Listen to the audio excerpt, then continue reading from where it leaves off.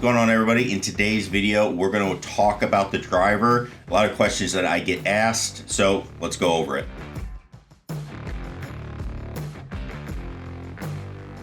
Hey everybody, Scott Hogan coming at you. We're here, we're at home doing some analysis, stuff that I like to do anyway. We're going to talk a little bit about using the driver here with a launch monitor. I'm going to be specifically using the Mevo Plus, but we're going to go through some data, show you some reasons why your driver isn't going as far as you would think. So let's get to it. All right, so I went outside, I did a session. So I wanted to do this session outside because first off, if you're hitting balls indoors with the Mevo Plus, I've talked about it numerous times on the channel. I know other people are having the same issue, and it's an issue that's been acknowledged by FlightScope as, hey, we are going to be working on this, and that is you're getting a little bit of a high spin read with your driver indoors. That is why that golf ball is going shorter. Now, when you're outside on outdoor mode, I get very, very good numbers, and I'm going to talk about those numbers here and why I think they're really good. So let's go through those a little bit here, and let's just look at a session here of what we have going on with the driver. So I've got my FlightScope numbers pulled up. Again, wanted to do this on the range, but it's been raining a ton in Chicago here, so we've been running into that issue kind of whenever we want to film. It's raining, so we just got out there in a nice little window and started going from there. So you can see on the data here, we are in outdoor mode. You can see I also I was doing this with my phone so I could get all of the weather data very easily. So you can see the conditions that I was hitting in. So a couple of things I want to bring up as you're hitting golf balls, especially if you're using the Mevo Plus app. One, if you're not getting enough distance, check that elevation. Here in Chicago, I would say we're very flat, but you could see we're still 600 feet above sea level.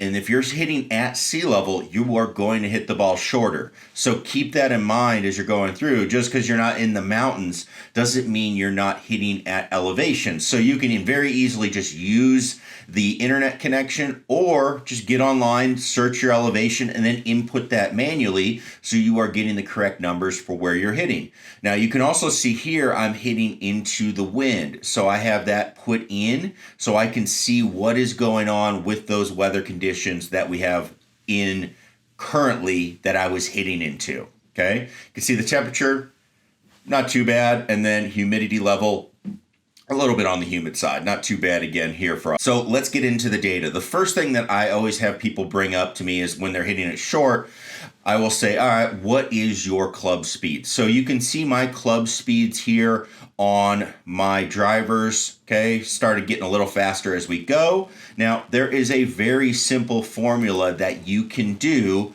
to figure out how far your golf ball should be going with this. So I'm gonna just take the easiest one, this 107, and I'm going to times it by 2.7, okay? And that's gonna get me 288.9. So with good conditions, with a good hit, with a mildly firm fairway, I should be able to get this ball out somewhere around 285 to 290 yards. Now, people will say, well, Scott, your carry is only 254, and after it's all said and done, let's take a look. My total distance was 263. That's not 290.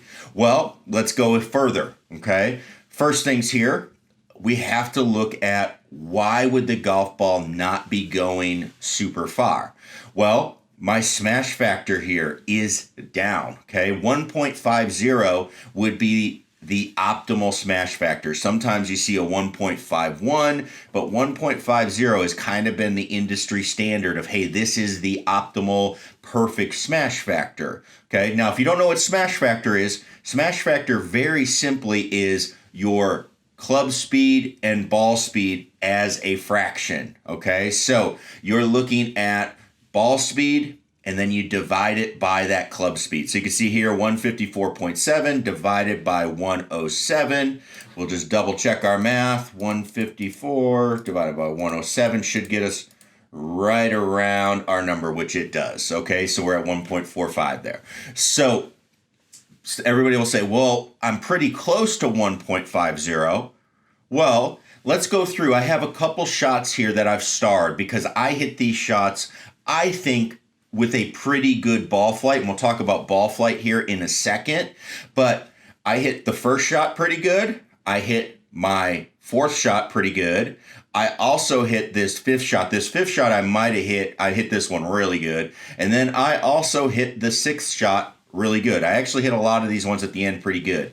Now, watch what happens when you go from a 1.45 down to a 1.41 smash factor. If I don't have everything working really well, I'm losing almost 10 yards on my carry by just barely missing the center of the face. And then when I go down and I miss by 0.07 on smash factor, again, this first one I hit really, really well as far as ball flight's concerned. You can see my spin and everything's down, but I just didn't hit the ball out of the middle of the face.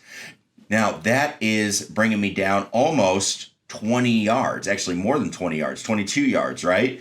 So smash factor is a massive deal in hitting the ball far. Now, why would my smash factor be down? There's two reasons. One, it's because I'm not hitting the middle of the face. That's first. So you have to test that out. You have to look at it, and you also will find that sometimes the dead center of your driver is actually not the hottest part of your driver. That has been tested many times. So a lot of players will find maybe sometimes on the high toe side of center, that's where the hottest part is. So you have to pay attention to what that smash factor is for your distance and see if you're hitting it in the same spot. Now, the second part of this is I'm hitting with a range ball. Now, on the phone app, there is no range ball setting that I can find. So I am hitting with a range ball, and that ball is designed to be short, right? It's flighted. So the way they make those golf balls flight is they are made with a material that just doesn't explode as much off the club face. And it's also going to spin a lot higher when it gets out there. So those are the two ways they keep the ball in the range. So that smash factor is going to be down. So I kind of have to take these with a grain of salt and say, all right, maybe I'm not going to get to that 1.50 number. But for people that are hitting with a real ball, look at that and say, am I hitting it in the middle of the face? Now, what I typically see, or what you typically hear with range balls, is with a driver, you're losing about 15% because of the flighted range ball. So again, let's do a little math on this 107 254, because that was the one I absolutely murked. So if I do 254, I'm going to times it by 0.15. That's our 15%. So that's me losing 38 yards.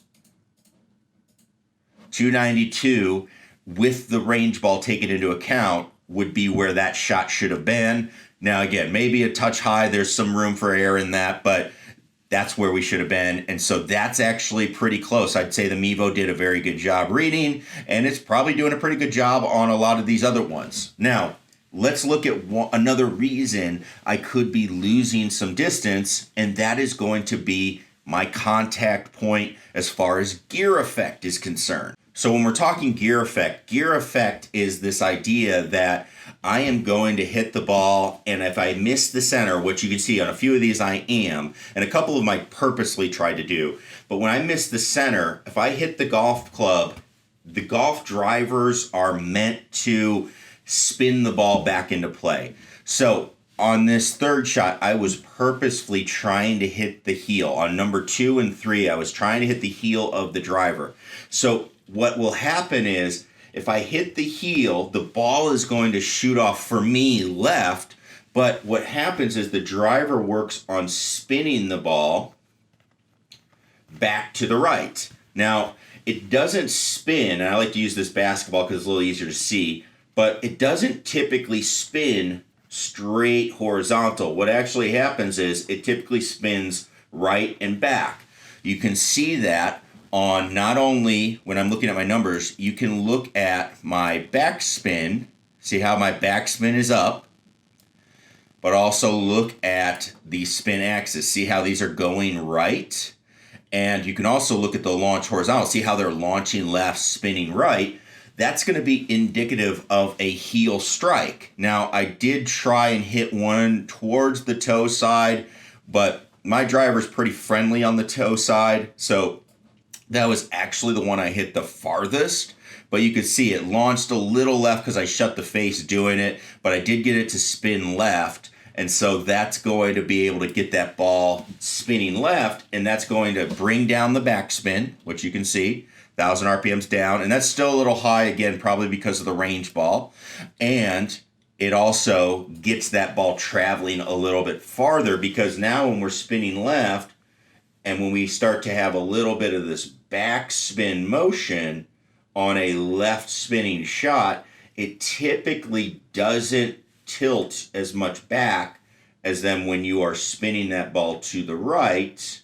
Okay, it's a lot harder to get one spinning back the way this goes, and it's almost got this kind of opposite, like topspin effect like you would see in tennis as you're going. So a couple of things to think about. You got to look at your driver and see, again, if you're hitting on indoor mode, I think your spin's going to be high. Check that out. If you're getting 4,000 RPMs a spin, that's going to have a massive effect. Don't be changing things in your game based on those numbers, okay?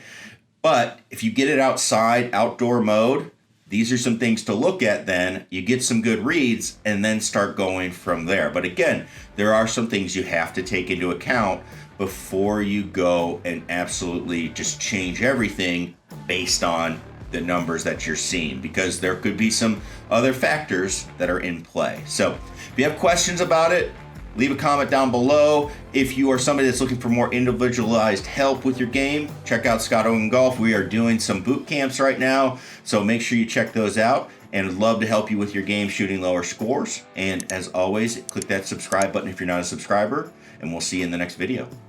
Peace.